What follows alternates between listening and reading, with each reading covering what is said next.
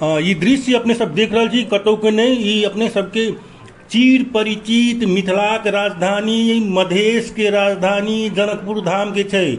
आ जनकपुर धाम के बीच शहर सड़क जे छै भानु चौक के स्थिति अपने सब देख रहल छी। ओना बेर बेर अपने सबके इएह देखबैत रहै छी, मुदा देखियो ई शटर में से पानी फेंक रहल छै, एहिके अर्थात एहिके भीतर में पानी पैस गेल हेतै। आ अखन शटर बंद छै, शटर खुलला पर पता लगतै कि एकर क्षति कतेक भेलैए, विकास क्रम कतेक भऽ रहल छै। ओना कहै छै जनकपुर धाम परिवर्तन भऽ गेलैए, विकास क्रम कतेक भऽ रहल छै एहिके जीता जागता नमूना अपने सब देख रहल छी।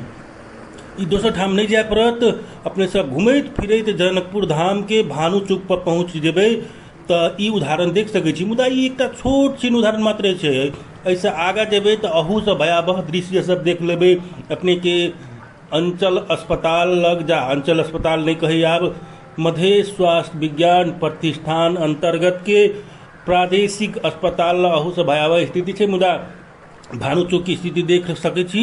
आ ई अखन शुरुआत मात्रे छै, एखन जे पानी पड़े के बाकिए छै, एखन भरि दिन पानी पड़तै तऽ बुझ लियौ की हेतै। तऽ ई देखियौ सड़क छै, ई भूल बस नहीं बिसरब नहीं कि सड़क छै, ई कोनो पोखरि नहीं छै।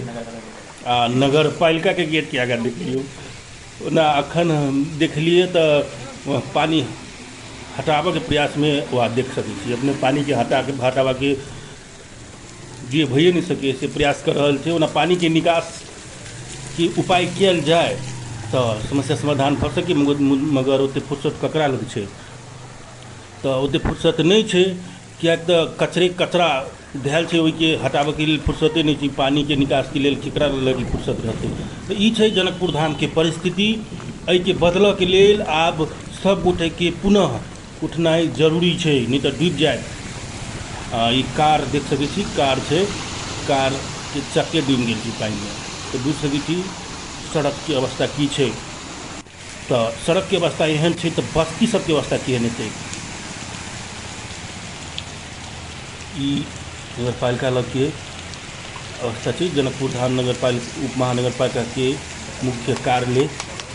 ई व्यापार संघ के आगा के दृश्य छै, व्यापार संघ जाए वाला गली लग के दृश्य देख सकै छी। पानी कतेक जमल छै, ओना पानी लगातार पड़ि रहल छै आ दिन भरि पानी पड़े के संभावना छै। तऽ सब गोटे सुरक्षित रहब। धन्यवाद।